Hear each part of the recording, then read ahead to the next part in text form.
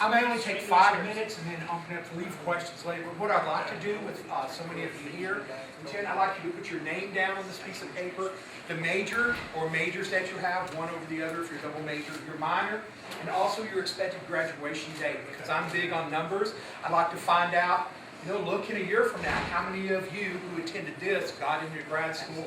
We're going to hope that 100% did. That's what we're counting on. We set our goals low, right? But 100% of you who come here and hear what we have today, we'd like to at least have 100%. I'm going to leave some of these things up to other people to discuss. I will discuss a resume and how important the resume is. I'll pick something off, talk about it, and then I'll maybe want to share my own personal experiences, because how in the world does somebody like me ever get into grad school? High school dropout, right? Criminal record. How in the world do you approach those things? And if you have a criminal record, we'll talk on the side about that. But how did I ever get into grad school? Get my application. So I may address some things that they don't. A resume guide. You start working on your resume now. It's a work in progress the way I see it. And it's never going to be perfect. You're constantly going to be adapting it and changing it. The best way to understand how to do a resume is to copy somebody else's who you like. Right? Find out what they've done, what they've put in it, and so you read a lot of them. If any of you want a resume guide, let me know. Send me an email. I can give you one of the best resume guides that I've found.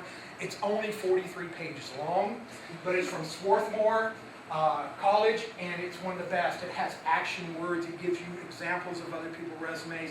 It's great, and so you should start working on your resume early, and that's will tie into what else I want to say.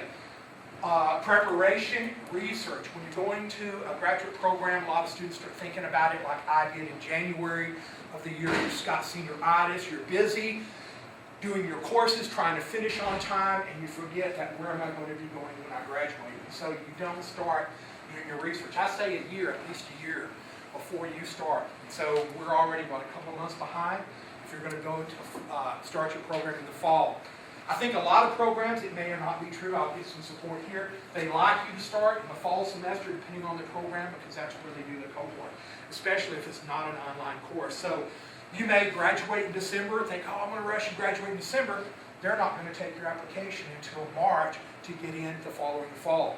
So you may want to stay another semester and take more courses, right?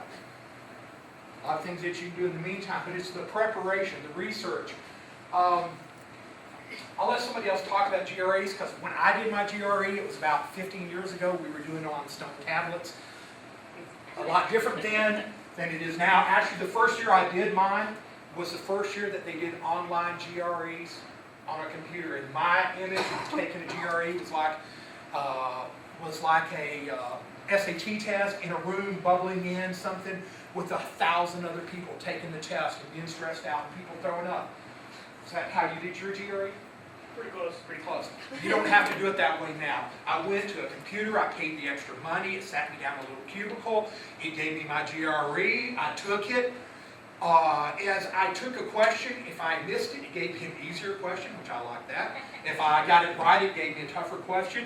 At the time my GRE was over, in less than 2.5 hours, sitting in a nice air-conditioned room with no one around me, by the time it was over, it showed me what my score was, and I could accept my score by pressing a button, or reject it, take it again, and pay the money again. And so the GREs don't have to be something stressful. For the human services field, in a lot of places, they do not require it. Now, I would say the better schools require GRE if they're filtering, if they're part of their application process. And so I think that's very important. As to GRE, it's something we don't talk enough about. One of the things I suggest, how many are graduating in May? Start a GRE club right now for psychology. Get together with other people, start studying. Some people will tell you can't study for the GRE. Yes, you can. I'll disagree with them. What you can do, because to me the GRE is learning the vocabulary words, very important. And it's also important too, as part of your GRE, what's important is to be able to do problem solving. And so the more tests that you take in the GRE, the better you'll be at it. So that's what I did every week for about 4 months. Every weekend, I would take a GRE test, practice test from the booklets that you can buy, very cheap. If we ought to buy some from the department, talk them into it, make them available, and then you can take these tests in advance. And as you take the test that you're doing, you will learn how to do the problem solving. You learn the vocabulary. And as it turned out, if you take enough of those tests, the same questions that you did on the practice test will show up on your regular GRE. And you've got those questions easily done because you've seen them before. Then you can spend the rest of your time thinking those other problems out. So there's lots of things you can do to prepare for the GRE. Start a GRE club of psych majors and social majors and human services. Get the resources together. When you're done with the program that you use, that you talked your parents into getting you for Christmas, right, as part of it, then you can pass it on to the next group a year from now. But that's what I would suggest as far as dealing with that threat of the GRE. I have the resume guide that I said I'll provide for you. One of the things that comes up, and especially in the field of human services, is that's not up there, although it's in the area of transcripts, your GPA. What do I do? This may be a question you have. What do I do if I have a low GPA? What do I do? What's the acceptable GPA? What's the acceptable score in the GRE? Would be one of those big questions too. It's all part of the factors that come into play when they will start going through the pile and seeing who's going to be sifted out and get put on top. And so if your GPA is your grade point average is low, score higher on your GRE. It'll make up for it. If your GRE score is low, boost up your GPA if you possibly can because of balance. And then the third thing that comes into play in the field of human services, am I at 5 minutes now? Oh, just can't get my win. You've got a few minutes. All right, good. When it comes to the GPA, one of the other things they look in the field of human services, what else have you done lately? What have you done? And they're going to look for work experience because one of the things they want is something other. Everybody's got a good GPA. Everybody's got a good GRE score. What else have you got? How much service learning work have you had? How much experiential learning? How much research have you done in the psychology field? That's important. Are you a member in your resume and your transcripts? Are you a member of the National Organization of Human Services? Or have you ever been to an APA conference? Are you a member of these professional organizations? It shows that you figured out that it's important to start your professionalization and begin your career not when you graduate, but while you're still in school. And so it's very important to become professional. That will make your resume look really good if you've been to a conference, if you're a member of some national or local professional association or organization that's out there. I think that's very important. Now, the last thing I'll talk about, I'll just cover this. Last thing I'll address is how did I get into school? And I had a fairly high GPA of 3.79, and I had to take 2 years of Italian. That's what brought it down. 3.79, and I had worked as a teaching assistant for 2 years, and that looks good as well. So, and it's not just that you want to do it so you look good, it's that you have that experience that you can carry with you. So that helped. And here's how I did it, or here's how it's suggested to me. So I'll suggest it to you. Start your research now. How many of you have a file of potential graduate schools that you'd like to attend? How many's in your file? 3. 3. How many's in yours? 6. 6 in yours? 2. 2. Start now and put a file. Start doing the research. Because when I started applying, they told me apply for at least 5. I've seen people apply for 1, hoping they'll get in that 1. Apply for at least 5. Have 10 that you're looking at. I think that's 10. Have 10 that you're looking at, and then narrow it down to 5, because for each one, when I was doing it, it was $50 an application. And as a teaching assistant, they paid for ours. I'm trying to get us in trouble. They paid for us our applications up to 5. And so I was allowed to put in 5. That's $250. I would save up $500 if I was you doing it today. But you're going to put in at least 5. And of those, you have your dream school. Who's your dream school, ma'am? Stanford. Put it on there. Apply. You may not have a chance in hell. But put it on there anyway. You never know. It may be like me. It may be a day they've rejected somebody. They have a spot open and your name was the next one up. So put your dream school up there. Put your default school down at the bottom is how I would do it. The one that if nobody else takes me, and I'll try to stay in one place for you. I apologize for that. If the dream school doesn't make it, and the other 3 in the middle, and we'll talk about those, doesn't do it, the bottom school, my default school, because it's better to get in any program than no program at all. And I feel that way. It's better to get in any and start it, because then you can always get in that program and move to another program, because you've already got your foot in the door. Move to Stanford after you've been a year at where's your... Indiana State. That's a good That's your fallback? That's a good, yeah. My fallback was like Bunker Hill Community College. All right, but you've got to have a fallback, but that's good. And then have your three in the middle. Have those three that you really want to go to, that you've got a good shot, and research the heck out of them, because I did. I can tell you the ones I applied for, even though it was 20-something years ago. Michigan State, Ohio State, University of Alabama, Birmingham, University of Texas, and University of Georgia. The University of Georgia came in very late. Somebody said, well, have you ever thought about going to school there? I said, no. Had a late application date. When I got my stuff back from Michigan State, they said, your interests don't align with ours. You may hear that. That depends upon your personal statement. So if you're going to apply at Michigan State or Stanford, know what the professors do, know what their fields are, know what their research are for the last 5 years. And when you write your personal statement, say, I want to work in this area. I did my last year of research, which matches your interest. My paper that I wrote for the symposium match your interest to what you're doing, because you'll get those letters. Your research interests do not pair with what we're interested in. They weren't interested in drugs and alcohol at Ohio State, Michigan State. University of Texas, got into the school, tough program, even though I'll finish it, accepted me into the program. But they said, we'll let you in the program, but you have to pay your own way. Pay your own way. Pay your tuition, in-state tuition, we'll accept you, and we'll see if you can keep up with your courses, hoping that they'd let me to the class, and I wouldn't make it, and I'd be gone. But I had a good enough GPA, allowed me. I applied to the University of Georgia. University of Georgia, what worked for me there was I knew somebody, and that's what social capital is. Call it networking, call it whatever you want, it's social capital. It's not only what you know with your GPA, but who you know. So start getting to know those people, because the professor I worked at, where I got my undergraduate degree and my master's degree, knew somebody at the University of Georgia. They made one phone call. My application went from the bottom to the top of the pile. They gave me $17,000 out-of-state tuition, $1,200 a month for a fellowship, an office, and 2 years worth of research. So if you look hard enough and you talk to the right people, there are lots of opportunities that you can't even imagine out there. So go for that thing where I want to dream for the big stuff. Go for places that have research institutes so that you can get involved with doing research and be there lacking for 2 years. They like that. Apply to be a teaching assistant. They like that when you're applying for the school. And then it's a numbers game. And write a really good resume, and then find out who you know that's in the program. Anything else? Okay, if you have any questions, we'll talk about them. It took me a little bit longer, but okay, I'll stop with there. Excellent, thank you so much. Everything he said applies to psych majors and social majors. Everything, if you weren't here, we would have said the exact same thing as well. So Well, almost as well. Yeah. We'll let Dr. Probably Boeschen better. have her turn. All right. I set mine up more as like a proposed timeline, starting with freshman year, because I am looking around and seeing some freshmen in the room who are, I'm welcoming that. That's awesome that you're already here and already thinking about graduate school. Some of my intro psych students are here, so I want to be sure to hit on what you can be doing even at the start of your freshman year, if you are that serious about grad school and are ready to go.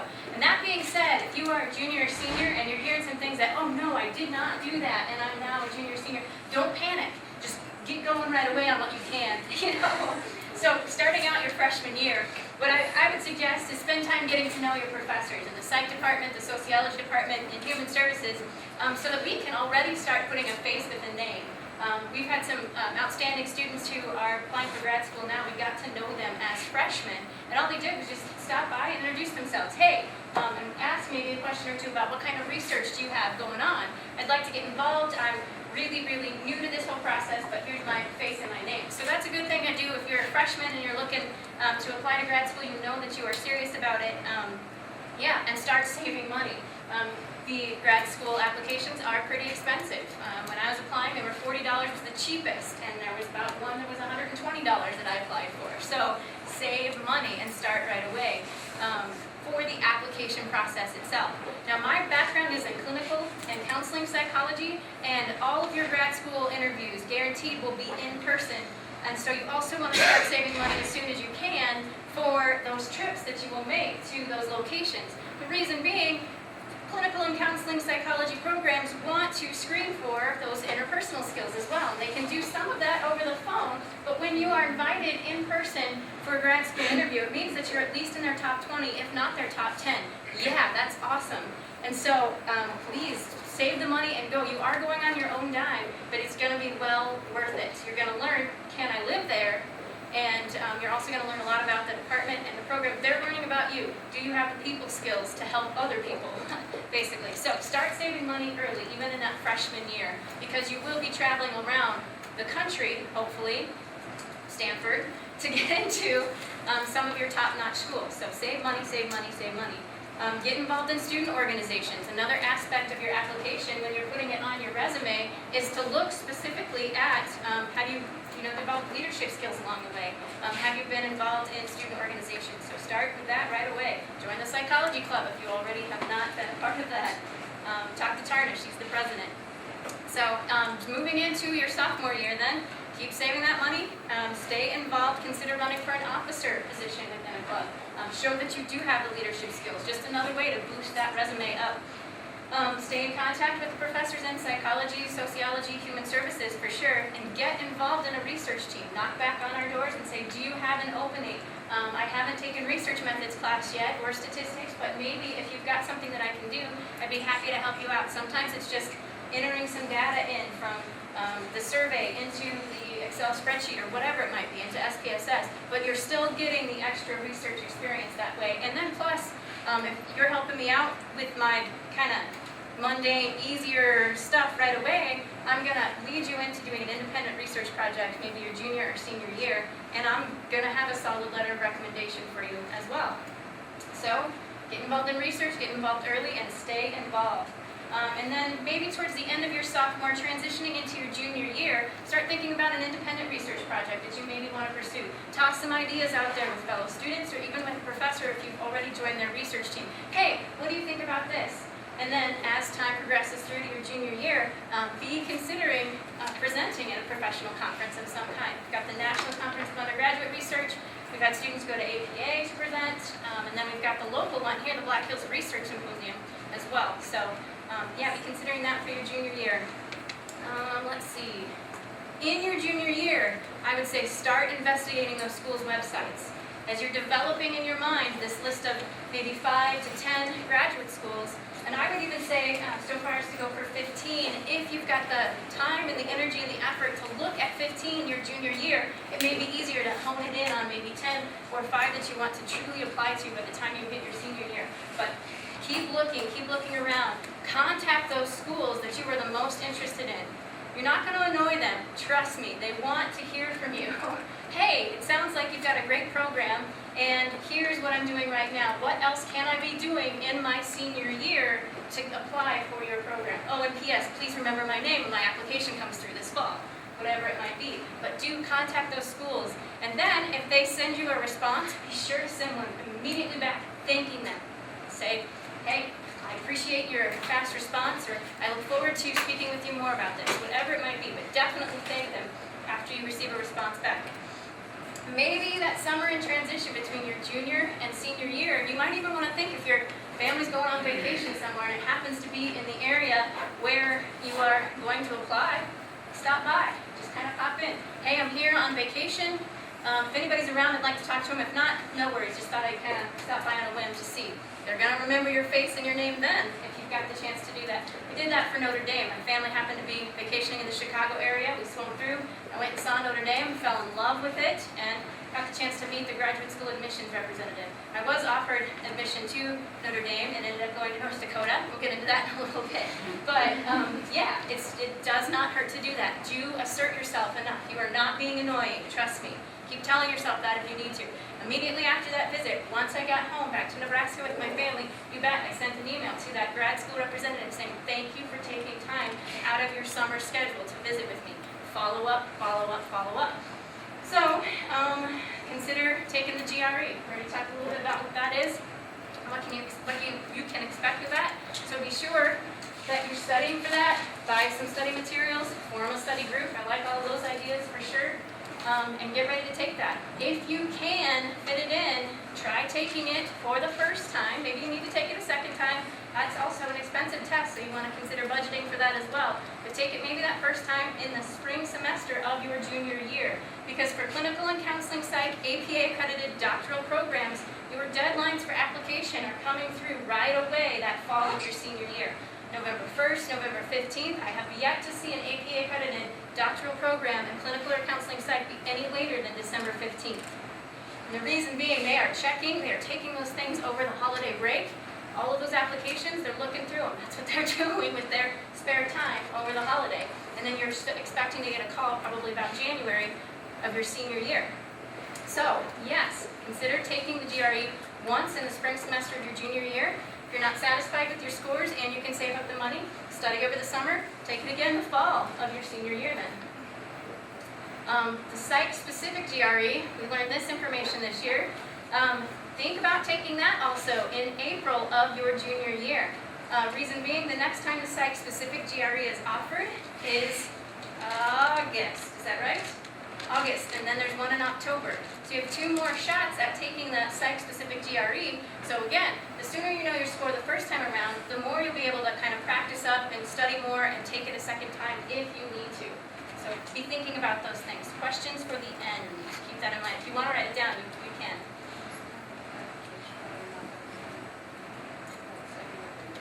Oh, I'll hold off on questions until the end. Yeah. So, get to 15 schools maybe by the end of your junior year that you are looking at investigating on the website, on their websites. And then when you come time for your senior year, if you want to apply to all 15 and you have the financial means to do so, then awesome. We do the same recommendation. Pick your top 5, those Harvards, those Stanfords, the big ones that you want to get into, the middle area where you'd be happy living there, and your GRE score and your GPA fit really well with what they're looking for in that program. And then maybe those 5 that are like, I'm shooting. I can get into a problem there because my GRE score is above their average GRE score, my GPA is higher, whatever it might be. You know that your stats are working well in your favor to get to those programs. Follow the application instructions. Read through them very, very thoroughly. There are some applications that require you to send some paperwork straight to the graduate school, which then there's a general admissions office at the graduate school, which is separate from the school itself where maybe your program is housed, or the college where your program is housed. It can be really confusing if you're not paying attention to this. The University of Minnesota, it's a really, really good and highly competitive graduate program in psychology, and they do have it set up where some of your materials go to the general grad school and some go straight to the department. So you've got to be paying attention even to those specific details, because what are they doing? They've got 500 or 600 other applications that they're looking through, and if you can't follow directions, they're tossing yours in the trash. They're not even giving it a second look. So pay attention to that stuff. When you're thinking about letters of recommendation, I will wrap it up here. I'm seeing I'm at the 10-minute mark. The more that we know your face and the more that we know your activity in class, the better off it is that we're going to write you something well. So consider your classroom attendance, consider your classroom behavior. If you are on Facebook, if you are sitting next to somebody who's on Facebook who may be distracting you in class, if you are texting in class, don't come asking a letter of recommendation from me. Just don't do it. I will probably tell you no, or I will say I can write you one, but it's going to be really, really quick, short, sweet, to the point. They showed up to class, here was their grade, and that's it. And that's code for, I would not recommend this person for your program. Yeah. From up here, no matter how sneaky you think you are with your phone, you're not. Yeah. And if you've got a Really friend obvious. who's nudging you next to you in class and they're distracting you from paying attention, I would say pick a different spot in class, because you are that dedicated to seeing yourself succeed. I can see that behavior as well. They are saying, look at this person's Facebook status or whatever it is. I see you looking as well. So sit somewhere else. You might lose a friend, but what is it when you're going to grad school? So, a couple other things quick to consider. Speak with one of us about your grad school lists as well, especially if you're going into clinical or counseling psychology and you want to make your personal statement tailored specific to that discipline. Come and talk to me. I'd be happy to read it over, give you some feedback and pointers on that. And I'm sure anybody else in the room would also say, yes, come to us about that. And then we may have colleagues at some of the schools that you're applying to that we could then send in just a quick email. Hey, this person is really legitimate. please put their application as a top priority once it comes in. So talk to us about your list of schools as well. You may know somebody there, and it never hurts to just send that extra quick email on your behalf from us, especially if we've worked with them in research before, if it's the place that we've graduated from, or maybe we've had some interaction with them at a professional conference. So, keep that in mind too.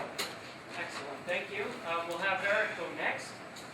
All right, grad school. So kind of a big picture. When I think about grad school, this is what I think about, right? Have you ever been to a job fair, right? And all these companies send a person to represent them, right? All of this stuff is your representative. This is your paper self that you are sending to a university, right? So you want this paper self to be as shined up and have a haircut and dressed in a suit and all of this kind of stuff. And so what we're talking about here is how to shine up your representative. So when we're talking about your resume and CV, you're going to be hearing it called a CV, or curriculum vitae, right? When we're talking about your CV, your personal statements, edit. You spell things wrong, it looks terrible. So you want all of your paper things to be spelled correctly, to be edited correctly, and you want it to look good, right? Just on the face value, you want it to look good, okay? So some of the things, when I think about how do we get into grad school, I'm from an experimental field, okay? And so they don't care if we can socialize. So we don't have the trips to visit them. So it's tough, right? Because I always thought to myself, well, you know what? My paper self kind of sucks, right? But I think if I had that chance to talk to me, give me a shot, I will prove to you. Well, you don't get that shot. But you can do some things to kind of bend it in your favor. And so some things that you can do is reach out to faculty member. We talked about contacting grad program. Sure, but you can reach out to specific faculty members. So when I was doing this, I had interest in neuroscience, and I had specific interest in certain research fields within that. And I would look up schools and say, wow, this guy's doing some really cool stuff. I would email them, right? You email this person, because here's the thing. They can pull your application to the top. You know, they say, wow, I've had some interaction with this guy. He really likes my research. He's really into it. I can do that. His paper stuff, maybe not great, but I can trade him, right? They might think they can trade him. They thought they could trade him. Okay, so reach out to faculty members if you have an interest, because one of the things that can occur is they might not actually have space for you. Because one of the things I'd ask is say, look, I'm really interested in working with you. Are you taking new students? And then some respond with, no, I'm not, I'm full. Okay, that's kind of a bummer, because I don't really want to do any of the other research that's going on there. So that might weigh into how you consider that school. It might get bumped. Now you got to find a new one to get in. Whether we're talking the 10, the 15, however many programs you're looking at. I have a slightly different philosophy on reaching beyond your means. If you're doing that, I strongly recommend reaching out to faculty members. If you're not meeting the GRE standard, I tend to see it as you're throwing money away. So I find it risky to send money to these schools that you don't have a shot for. If you think you don't have a shot, I'm not saying, we don't have a shot. GREs and things of this nature at a lot of schools work as kind of a filtering agent, right? Here's kind of this filter of a GRE, and if you don't have the cut, we're sorting you on this thing. Not all schools live by this philosophy. So I know I've talked to Emilia about it, and I have a different philosophy on it. So I don't advocate for reaching beyond your means personally, but teach them on that. So reach out to research people. When you do this, read their research. Okay? Know what you're talking about. The other thing is your personal statements. Don't just write one general one and send it to every school. All right, I got this done. I would personalize your kind of philosophy statement or letter to them so that you're targeting things that program and that school focus on. Right? Because if you're going into an experimental area, one of the things that happens in this experimental areas is they tend to, not all of them, some are pretty general experimental, but but some have very specific experimental goals. I went to a cog and brain program. It was a cognitive and brain program, that's it. And so I had a very different letter that I would write to that versus one that was looking at different types of behaviors of humans. So personalize those statements to them so that you are targeting each school personally. Mention them by name in there. You know, this program is meaningful to me. Okay, so I think we have all of this, or will be covered. We talked about students getting in touch with us, getting us to know them to write letters of recommendation. That's a very important aspect, because if I don't know you, even if you are a good student and weren't texting and doing all these things, if I don't know you enough to write something, what am I going to do? So at least know me enough so that I know you to be able to write things. But here's the thing, we talked about getting involved with us, doing research. Space is limited. So if you've got this game plan set out, okay, I'm going to do research my senior year, I'll ask them in the fall. We might not have space by then. So you might start kind of fostering these relationships earlier, talking to us about getting involved in the research. Even if, say, your sophomore year, you don't have a lot of time, but you kind of want to get a foot in the door, start reaching out to us. Do you have anything I could do, maybe a couple hours a week, or can I at least get on the wait list for you and swing by your office and talk from time to time? Get that relationship started. Because I know a lot of time, Aris has at least both these two have pretty popular labs, that they don't always have space. So you might say, my senior year, Aris, I'm ready to come work for you.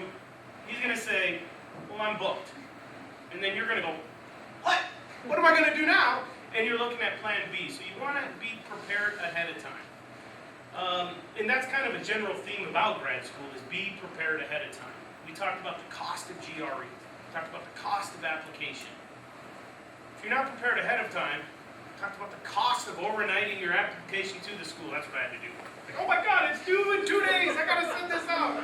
And you're overnighting it. So I'm really, you had mentioned, have a spreadsheet or a file. I like having a spreadsheet set up of where everything needed to go. Emilia mentioned grad school and the program. A lot of schools do this because you got to get accepted kind of into both. So they both require different information. And so to each one, I said, they need this, this, this, and this. So I kind of built my own checklist. And I had the dates in there, so you can sort everything by date. But I couldn't just have the dates in there. I actually had to have a reminder about a month and a half early so that I wasn't overnighting. It didn't work. So preparation for all of these things is very important. You do not want to be caught late because the stress is already there. I'm sure you're all feeling it. It's nerve-wracking because it's like your whole life is, dependent upon getting into these schools. Doing good on the GRE. That's why that's so stressful, right? You said it became less stressful. I took it too on the computer later, and it still was stressful. It was easier. You're not doing the bubbles, and it was a much more relaxing environment. But because of the weight of this GRE, it's stressful. You think, wow, this is my key into grad school. Without it, I'm not going to grad school. That's a very heavy thought. So prepare for all of these things ahead of time, and it's good that it's stressful. Stressful is a motivating agent, right? It's going to motivate you to study for these things. And it's hard to study for the GRE because, you got school going on, you got all these other things on. Now I got to take time out and study for the GRE. I highly recommend it. What we know from memory research also is spread out that studying. Mass study doesn't work nearly as well. Set aside time every day, or at least a couple every day, or a week at least, spread it out and start well in advance and start studying the GRE.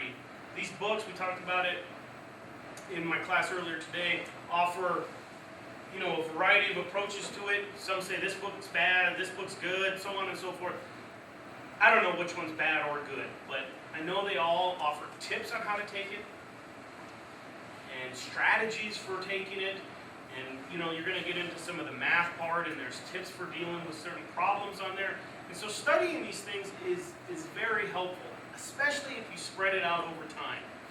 Math study, oh, I'll just knock it out a month before and I'll be good, is not going to be as successful as taking your time and studying and really putting the effort into it. I mean, you're really putting your whole life, right? This is your life plan.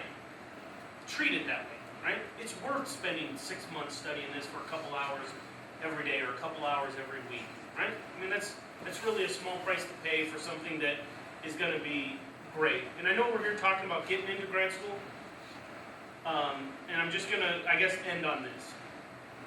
Put in all the time now and accept all the stress now, because once you get into grad school, I'm sure we can all attest to, was one of the best times in my life, right? You are doing a subject matter that you absolutely love.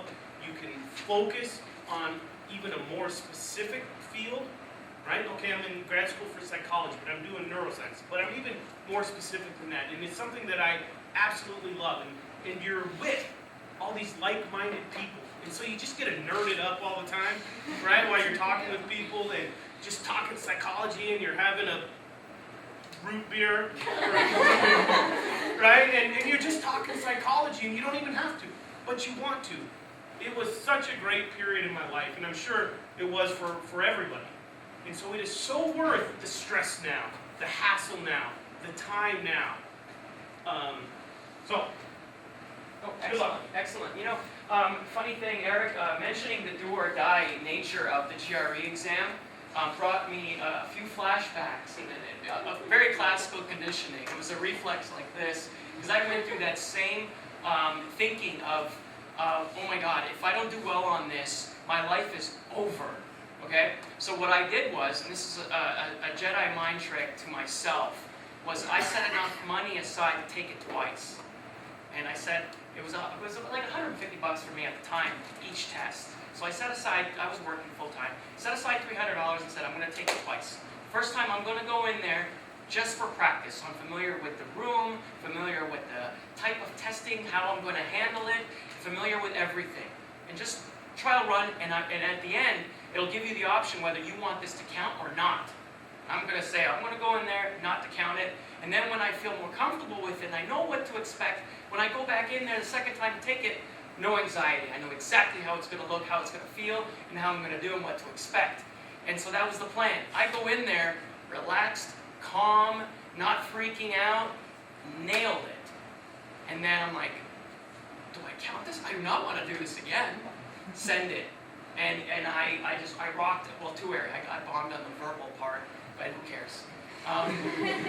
You know, I still got into grad school. That's a good approach, just because not everyone does it great the first time. But getting familiar and comfortable with the test and what to expect will, in fact, reduce a lot of anxiety. So, I mean, it worked great, and you may score very well and go, I think I can do better. And so, it's a nice strategy just anyway, because it's a practice effect, essentially, is what we're ruling out. Exactly, and that helped me, you know, when you look at an exam as life or death, it will cripple you, it will paralyze you, and you will not perform. But anyway, that's what came to my mind when he was talking about do or die, and I know that feeling all too well. I'm going to offer you my 2 cents on a couple of these things, and then what I'm going to do is show you how I look for graduate schools online using a certain website, which I'm going to share with you guys, on how to choose a program, how to choose a state, and all that stuff, and I'll show you some of the details. So my 2 cents about the transcripts. This school offers the opportunity for you to redo some of your classes that you did very poorly in. So if you wanted to increase or spike your GPA, it's a little low, look at some of your D's, look at some of your C's, look at some of your F's. If you can afford to, of course, retake those classes and the F will disappear and the A will now count. So you will bump your GPA by eliminating an F and then bump it even higher by adding an A in its place. So consider that if your GPA, if your first 2 years, and I don't know if this is a myth for grad schools. It used to be the case when I was pursuing grad school, but at the time, graduate schools were only kind of looking at your last 2 years, your GPA for your junior and senior year. Now, if those are your strengths, put that in your personal statement. My GPA may not look very high, but when I was a freshman, it was my first time away from home. I was still figuring things out. I wasn't very motivated. That resulted to a very low score. But when I figured things out in my sophomore, junior, senior year, you can see all the A's I have. That's where you talk about it. When you calculate only my junior and senior year, I have a 3.8, which is not reflective in the transcript. So there's a lot of things that you can do to address this issue if this is an issue. You can turn it into a strength. Okay? Cover letter goes without saying, you've got to edit and proofread your stuff. Have somebody else read it. Some of you are not very good writers. And the worst part is, some of you don't know that. Okay? It's the worst part. Your vita is your academic resume. Okay? There's some jobs you've had, you probably don't need to put on your academic resume. An academic resume is essentially putting on your jobs that will lead the school to believe that you will be a success if they invest in you. Okay? So if you were working at McDonald's or working at a coffee shop, unless you can somehow turn that into a strength that will allow them to see you in the light that you will succeed in their grad school, then don't put it in. Am I right on this? I mean, I eliminated a lot of the junk work that I did just for money, just to get by, that you don't want to put in there, okay? Paperboy did not make my It didn't make it, no. CV. I had to do that, and I handed out flyers as well. I do tasseled corn, that was not on mine. You were a corn husker? So you've got to be very, very particular and be very careful what you include in your vita. It's got to be academic focused, okay? You're not applying for a job. It's an academic vita that lists your academic accomplishments. Awards, being active in clubs, leadership positions, classes you've taken, etc. Okay? Research jobs, teaching TAs, teaching assistantships, you name it. Okay? Personal statement. Some schools give you 2 pages, some schools 5. Some schools give you specific instructions of what it's supposed to look like. You've got to follow the instructions. They ask for 2 pages and you're like, you know what? I'm going to wow them with 5. You know what you're telling them? I'm not smart enough to follow instructions. That's what you're telling them, and that your application is going through the shredder. They're taking the check first, and then it's going through the shredder. Always the check. Always the check, okay? So you've got to be very, very careful. You've got to follow instructions. And the other thing, it's got to be brilliant. It has to be brilliant, because most schools do not ask for a writing sample, because this is your writing sample. They don't tell you that, okay? Because it's your writing sample. They don't need you to know that. This has to be brilliant. Smooth, cohesive, to the point. You're essentially bragging about yourself without bragging about yourself. Okay? Letters of recommendation, quick little thought experiment. I want you to think of, you guys all have pen and paper to pad. Write down the 3 people, and professors I mean, you would ask for a letter of recommendation if you needed one today. Write that down.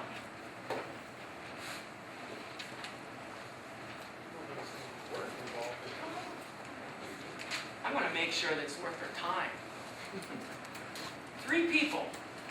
Who are you asking for a letter of recommendation? By virtue of you guys being here, that means you're interested in graduate school. And some of you, I'm challenging you to think about who are you going to ask for these letters of recommendation? Now my next question is this. Do these people know you're going to ask them for a letter of recommendation? Oh, I'm getting a lot of stares back. That's a no? Can I read the signals? You probably want to talk to them and give them a heads up. Probably want to approach them at some point and say, hey, I'm interested in graduate school. I'm considering you as a recommender. Is that something you might be interested in? Let us know. Just give us a heads up, right? Just give us a little heads up so that we can keep you on our radar. Okay? The other thing is, I know you all have thoughts about what you want your recommenders to write about you, but I'm asking you this. What do you think we would say about you? And would there be any overlap between what you want us to say versus what we can and will say about you? Okay? I think some of you have already hit that point. How you conduct yourself in the classroom is so vital to how we see you. Perception is everything, and I see, based on what I know everything I need to know about you guys, and what I think about your work commitment, your work ethic, your ability to show up on time, your ability to not make excuses, your ability to test well, again with no excuses, not asking for extensions, submitting high quality lab assignments, papers, you name it, and asking us for help when you need it. We all know this. We all know this about you. Okay? That's the beauty of PH, okay? You can't hide. There's only 20 people per class. We're going to know everything about you over the course of 4 months. Know that. Know that when you're approaching the 3 people you wrote down, okay? So again, don't be crushed when we say, you know what, I can't recommend you. I cannot recommend you to a grad school because, and I'll tell you why, X, Y, and Z. I haven't made anyone cry yet, but I know that day is coming. It's not intentional, I'm just honest. I've heard it's a strength and a weakness. All right. And let me make a comment, and Yeah. also when some students ask me, can you write me a letter of recommendation, I say, can you write one yourself? Tell me what you think you are, because I want you to know, if you don't know what your strengths are and don't know what you've done, then how do you expect me to talk about it? So I always say, tell me what clubs you've been involved with, sell yourself to me, so I can personalize the letter. And a lot of times they don't know what their strengths are, and then until we start doing it, so I always try to make them give me material that I can put into the letter, so I can write the best letter possible. Excellent. Because a lot of times you don't share with us, you don't tell us that you had, escaped from prison or whatever it may be, or that you've done, because this is a South Dakota thing, you're not willing to share sometimes Right. about who you are and what you've accomplished. Well, let us know. And that may be the thing, because it's not only the work you've done, but it is the things that you've accomplished. And that's very important. Absolutely, that's an excellent point, because sometimes, I don't know if you guys know this, we see a lot of students, we may forget some of the things that we should be writing about you, and that's why you need to let us know. For example, Tarna's laughing her ass off right now. She asked me for a letter of recommendation. I'm like, what am I going to write about? You've only been in like 1 class of mine, and in fact, she had been in 4. So, sorry. But what I'm saying is, she needs to remind me, just so you know, I was in 4 of your classes. These are the grades I got. I was also in this, and also in that. I'm like, this is what you're talking about. Well, I'm talking about You one of gotta the let best me know. recommendations you can give if that person has a good sense of humor and able to handle tough situations.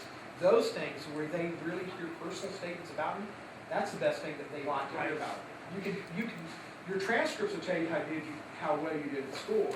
But for your professor to say, I know this person as a person, I've seen them overcome obstacles, that'll sell them to the grad school, at least the personal part. Right. Absolutely, absolutely. Really quickly, my 2 cents on the GREs. The subject exam, I believe, I know you touched on it, but it's offered, I believe, twice a year, but not in August. I think, is it in April, Tarna? Did you look into it? It's October. It's right. It's April and October, and I think this is a new nationwide standard, I believe. Am I wrong? They do have a 3rd in August. Okay, they do. Okay. Where is this information on? Can I put the website on? Is it ets.gov? Yeah. And it's offered here, so you don't even have to travel for it. Pencil and paper, and you can take it right Right. I've actually proctored it, so I knew it was the October one. I forgot about the April one and the one in the summer. But this is the website you want for all things GRE related. This is the general test and the subject exam. All the information you need about cost, where to go. What else am I missing, Tarna? Everything is really. Tarna, are you doing this stuff now? Or did you take the subject or the general? Not yet, but you have to create an account on that website so you can register. Okay. You have to create an account first, and then you register for the. You pick your date and everything. Okay. Pay attention to the subject test deadline specifically, because even the late deadline, which means that the cost has already gone up $15 or $20, is a month ahead of time, because they've got to prepare to send the proper amount of paper and pencil test to the testing site. So watch that. October 1st comes around, you want to take the October site-specific GRE. Ooh, that's risky. Right. So you got to plan ahead. Know when the dates are, know when the deadlines are, and plan ahead. I think that was 2 cents worth of material, right? Well, that's warming up. I hope it goes without saying, but on the letters of rec, think about what you want us to recommend, and think about how you're acting in class. I mean, we've talked about how you act in class, but participating, that helps us get to know you. Who cares if you answer a question wrong, right? In my stats class, people are so hesitant because they don't know if they're right. Who cares? Asking questions, answering questions goes a long way to getting us to notice you. So the letters of rec and how you behave in class is a big deal. Next thing, while this is still warming Yeah. up here too, with the letters of recommendation, if there is something that sticks sticks out like a sore thumb on your application, but you still really want to try and apply there, ask one of your letter of recommendation writers who knows you really, really well to address that as well. For example, I bombed one aspect of the GRE, and I was worried about that when I went to my letter writers. I said, oh my gosh, look at this score. And one of my letter writers, she said, I will address it, and she did it so wonderfully, and it was just a matter of, this score does not indicate the capability that this student possesses, and she is so much more phenomenal. So please contact me personally if there's any issue about the score of the GRE. So I talked to her about it, she addressed it, and it was great, it was very professional, and I did write it a little bit in my personal statement, but she handled it well in the letter of recommendation to one person, not all three, because then it starts to come up as a red flag and a little bit suspicious, but one's good. Excellent. Okay, thank you everybody.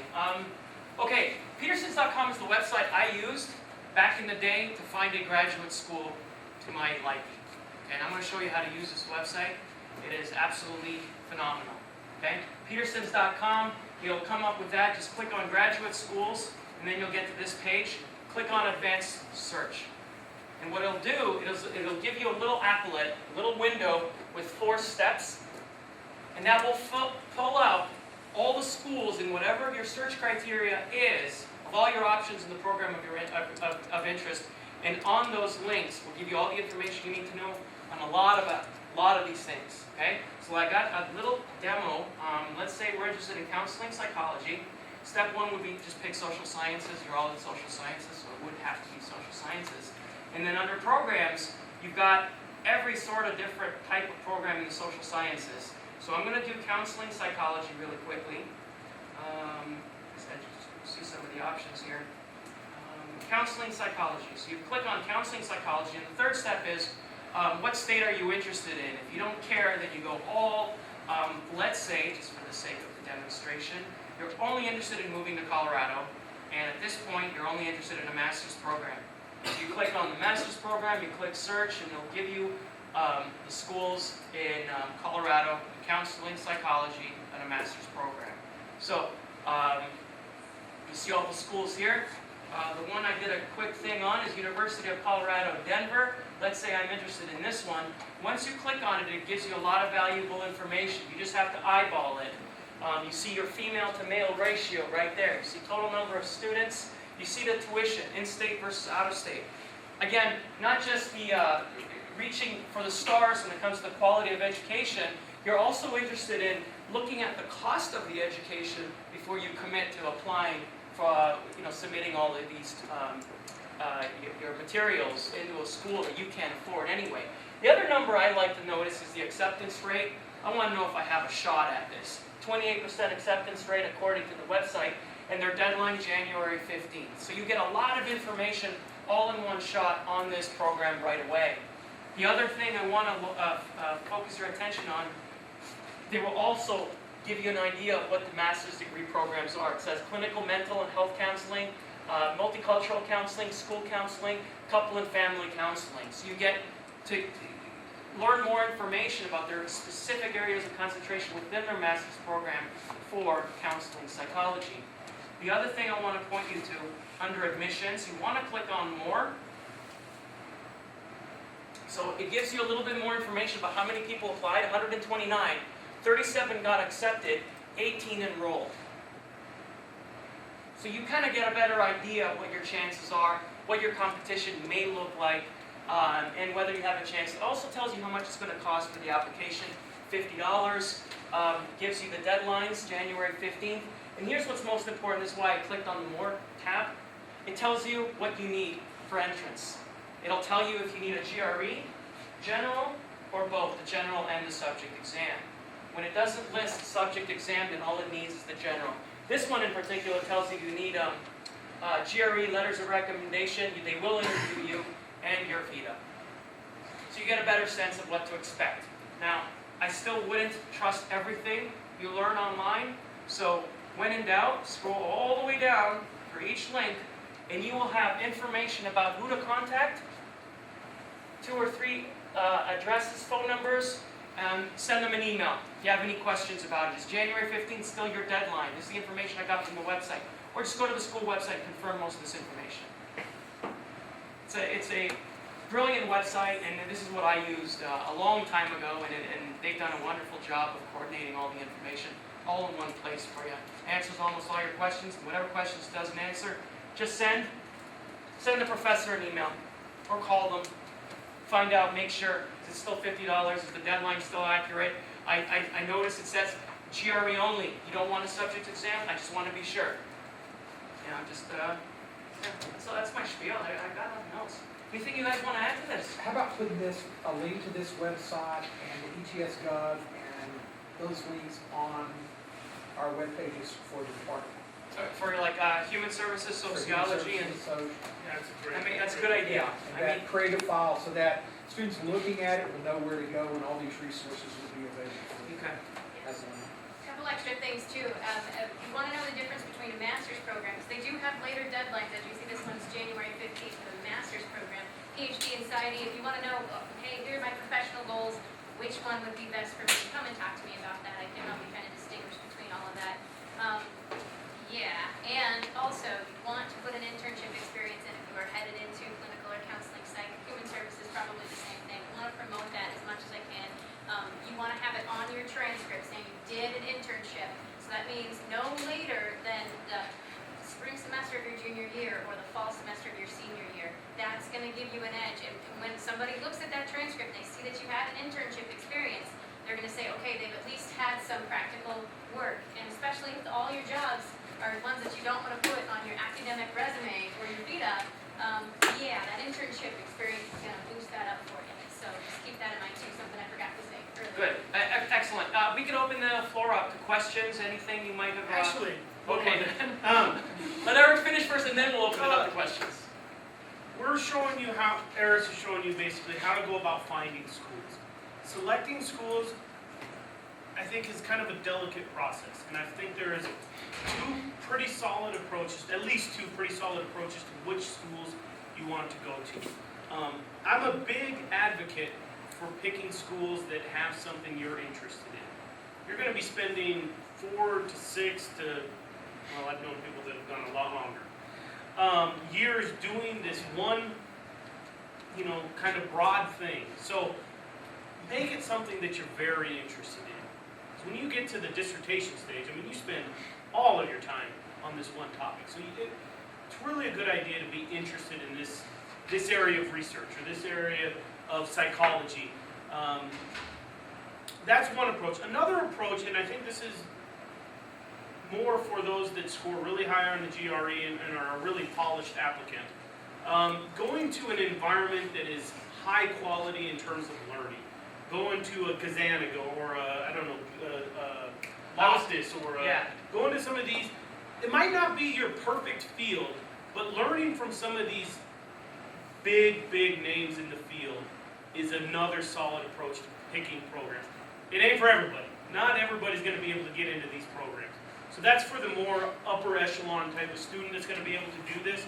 But that's another solid approach because even though maybe Loftus isn't my perfect field, the education you're going to get from someone of this nature is just going to be overwhelming. So I think that's another approach to picking a school. This isn't the only, there's a million different ones, and I can recommend, I think you talked about it, when you bump into an article that slaps you in the face or touches you a certain way, contact that author. I know Eric's already talked about that, and if that author is still, find out what school they're at. Find out if there's a graduate program there. Reach out to them and tell them, this is the sort of stuff I want to spend the rest of my life doing. You might be embellishing a little bit, but you know what I'm saying. And embellish. Yeah, this is all embellished, all of it. That's how I got hired.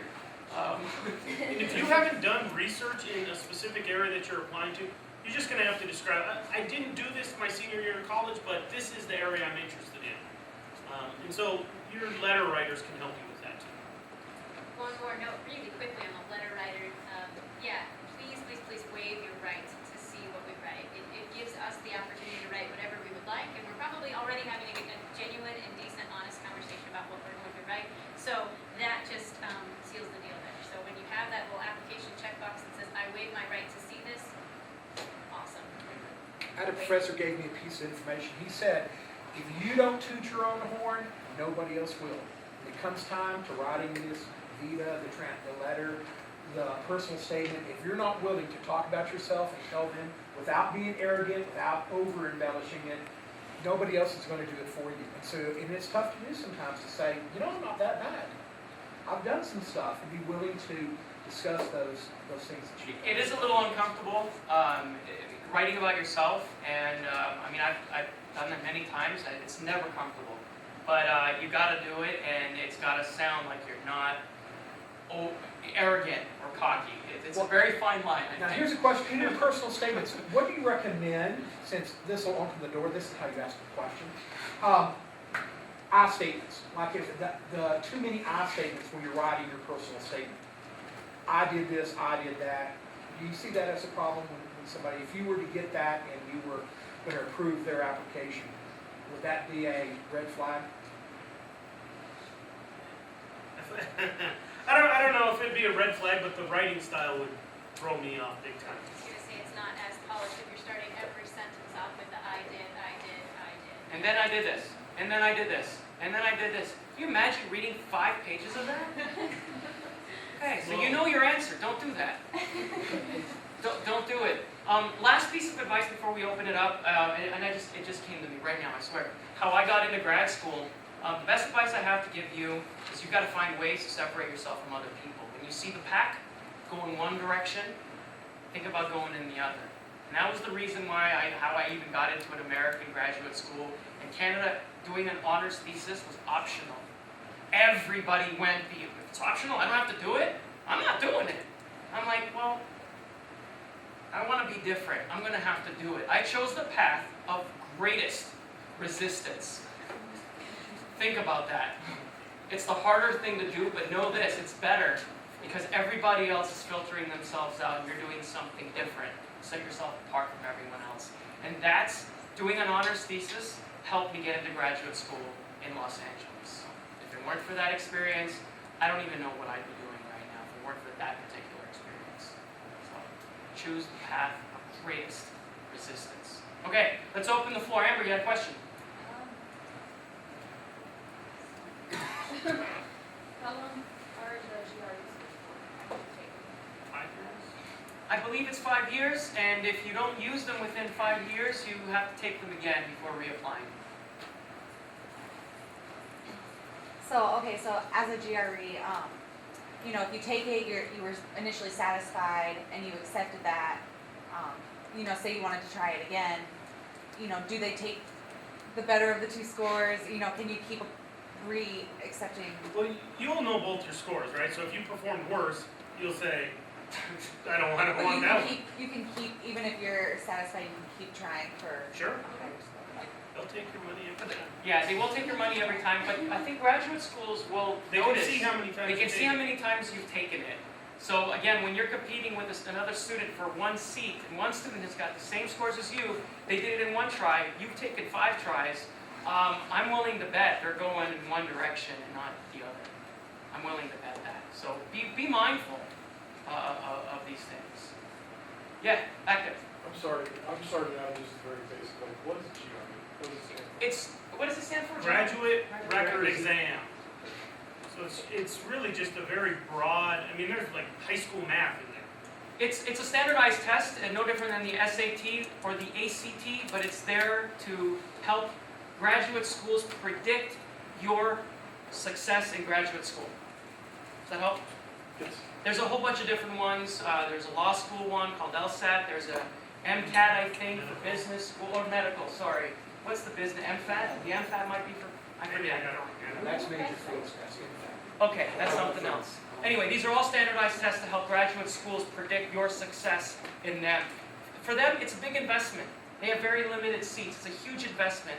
So they've got to vet you out using all of this, everything in here.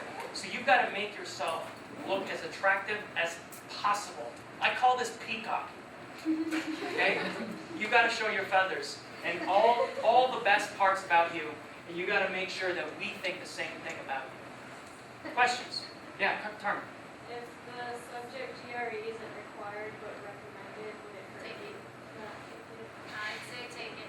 It will give you the edge, and they'll recognize your knowledge in psychology then. And if if it's recommended, sometimes that's code 4. We are throwing everybody else's away, and that's our screening tool. Are you doing even what's above and beyond what's required in the set standard? Path of greatest resistance. If it's recommended, you do it. If it's optional, you do it. So everyone else isn't. With the honors program here, if you didn't join your freshman year, are you still eligible to join sophomore and junior year like that? Do you guys have an answer to that? I don't know. You know who the new honors program advisor is? Courtney Kuzwaika. Contact her. She'll be able to tell you. I think if you're still a sophomore, you can get in. I think. Don't quote me on that. Okay. I mean, is there a good number of letters of recommendation to have? 3? 3 is the standard, I believe. Sometimes have backup. Yes. I'm all about 4, because even professors get things out late sometimes, and you want them all there on time. Incomplete applications by deadline are not considered applications. That's being safe. I was not safe. Well, that Yeah. makes me wonder, when you say we can check mark to not see your letters of recommendation, so do you send them to the school yourself, or do It depends on the instructions, right? Or we'll put it in an envelope, sign over the seal, and give it to you. Yeah, we have to seal the envelope. So when you waive your right from seeing it, you don't have a chance to look at it. We'll tape over it. We'll sign it, stick it, sign it, tape over it, and then put it in another A envelope. lot are online now too. Yes. So we get to either email it in or submit it online. We'll get a code via email, and again, you've got to stay on top of your recommenders too. Have you done it yet? You know, check in every 2 weeks. Did you get the email that the school was supposed to send you? I had this issue with a student last year when they're telling me, hey, it should have been sent. I didn't get anything. It should have been sent. I didn't get anything. I'm telling you, I didn't get anything.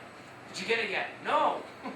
So you got to stay on top of it. Just because you send the request doesn't mean you can walk away and move on and go play video games again. You've got to stay on top of the process every step of the way. Every step of the way.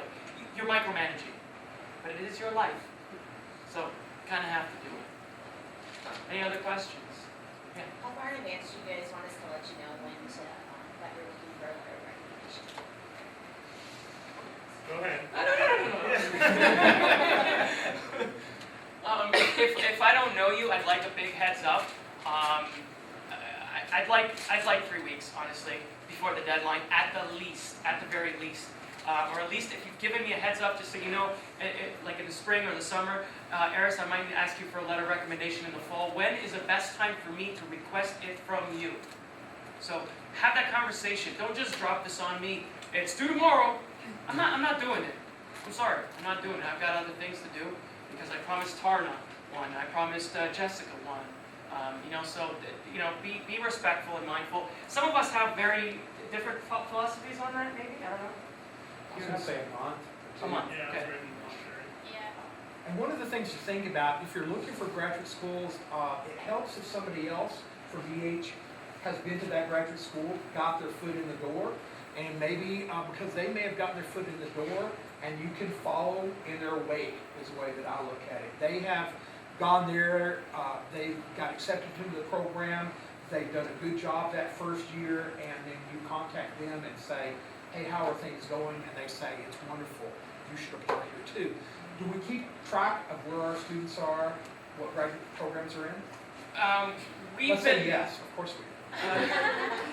We've been trying to do a better job, at least psychology has been trying to do a better job, at least in the last couple of years, with trying to get in touch and stay in touch with students who graduated. A lot of them have plans for graduate school. Unless they send us an email letting us know, we have sometimes no way of knowing. So it's tough to tell. Just so you know though, some of the students that I have sent written letters of recommendation for have been sending me emails over the last couple of years since I've been here, telling me, thank you for all the work, thank you for busting my chops, thank you for hammering APA in my head. I mean, all of this stuff that we work with you guys for, there's a reason for that. That's purpose. There's purpose, there is intent, there is this big picture that we see that you may not see because your feelings are hurt and the ego is a little hurt. So try to move beyond that and try to see what your professors trying, we're not even talking about us right now, all your professors. See what they're trying to do. See what skills they're trying to help you gain and help you benefit from, because all of these skills that you learn in the classroom are going to benefit you, not just in grad school, but in future career, whatever it is. We've all been where you've been, and it feels very personal, right? When you get bled on your paper, right? It's not personal at all from our perspective. We're just trying to make you the best students we can. Well, I'm going to challenge that statement and say, we've all been where you've been, except when I went through this process, we never had a meeting telling us any of this stuff. I know. It was a mystery. No. You figure it out. We're not going to tell you, right? Right, It was yeah. this thing, this unspoken thing, and we talked about it in the bathroom, about how you get into graduate school. It wasn't one of these things that people were willing to share about what is the best way. So you benefit from this, and I'm glad that y'all are having this every year. But here's a question that one of my students actually asked today, who's prepared for graduate school. So I'll throw it up like they asked it, because I didn't know what to tell them, I'll be honest. Would you suggest that I'm thinking about setting out a year after I graduate to just kind of get a sense of who I am and applying a year later? What do you feel about that? Does it increase my chances of getting to grad school to sit out a year, or is it detrimental to me? Who It's a wants to tackle that? Great question. Somebody asked me today, and I was like, I don't recommend it. I don't necessarily know if it hurts you. I think what you see from as a group is people are less likely to go back once they're out of school. As a group, I want you to Yeah. notice that. As a group. So I'm not in favor of it at all, is sitting out. Does it necessarily hurt you? I don't know. Depends on what you do with that year. You know, if you're involved in, say, some kind of clinical thing, right? Like I got out of college and I was doing social work with mentally ill people. That actually helped me get in. But by and large, students who get out of college have a hard time going back. And so, to a group, I would say I don't recommend it. but you don't think graduate schools look negatively at somebody who's been out a year and didn't do anything and has this hole in their resume or in their vita as far as what they've been doing for that past year? Boy, they will look at that negatively, yeah. If you have not done anything in that year off that is going to help your application or enhance it in any way, then they're left with that question, what did you do, you slacker? So if you do it, stay out 10 years and then it really I makes sense. matured. Yeah, I matured. I did all this other stuff. I traveled. Stay out at least 10. Then it'll be useful for you. I want to point out that any gaps in your resume you will address in your personal statement. If you take 2-3 years off, you talk about it in your personal statement. Not talking about it is the red flag.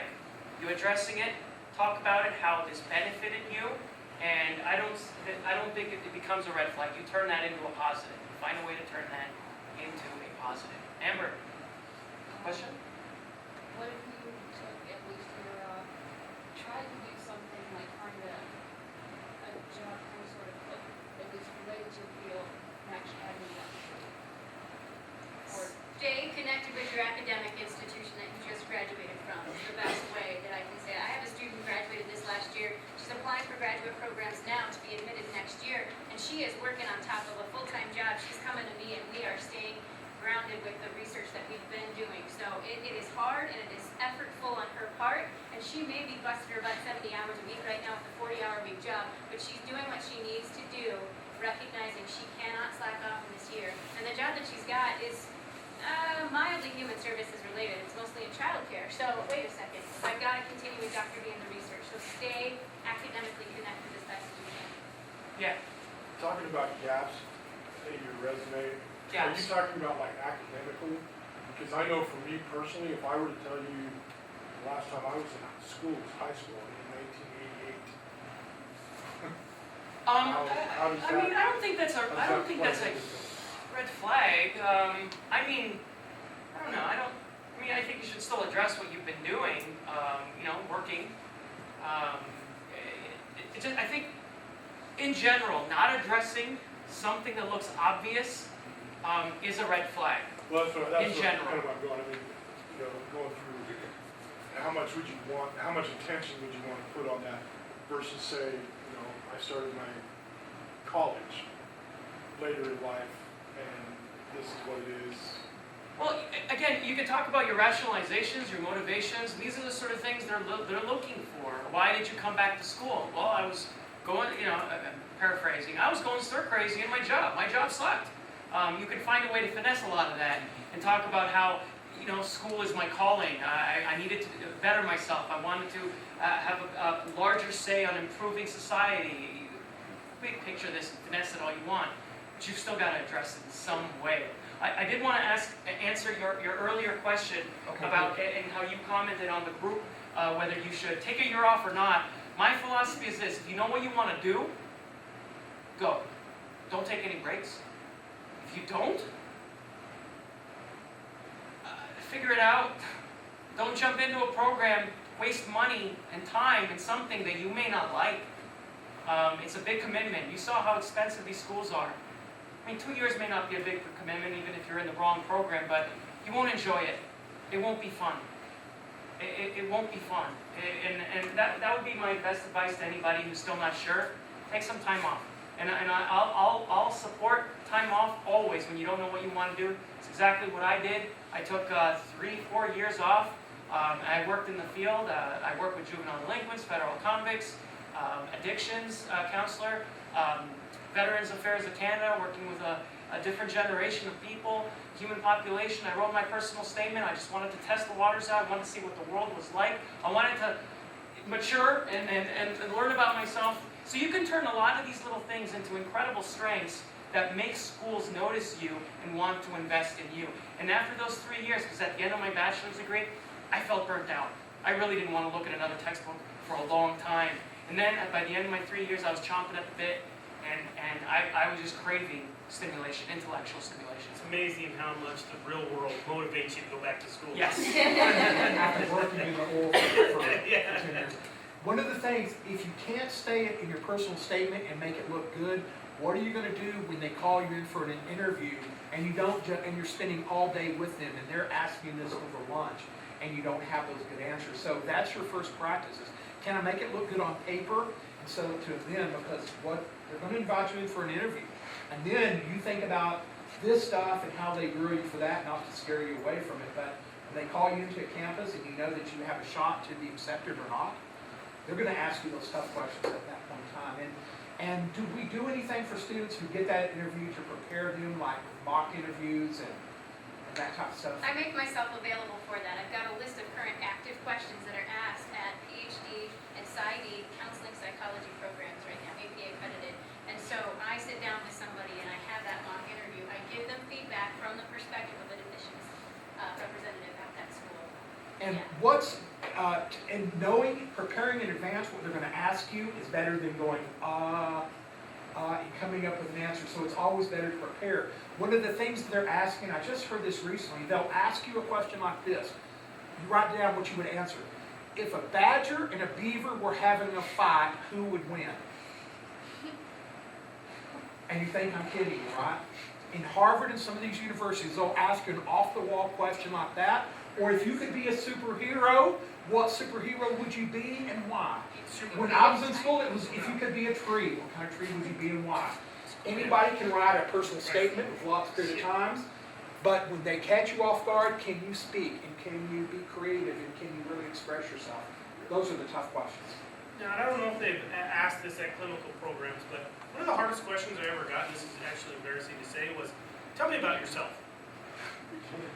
I'm like, I'm busy as a beaver. what is, well, I was born. Yeah. You know, it's tough to know what they're actually looking for.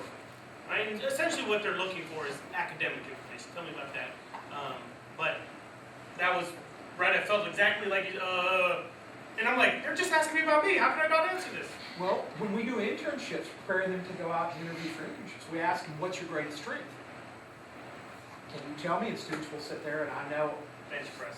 it's hard. What's your greatest strength? And then what is your greatest weakness? Right? Mario Kart. What's your greatest strength? No, I said my greatest weakness is Mario Kart. I just can't stay on the track.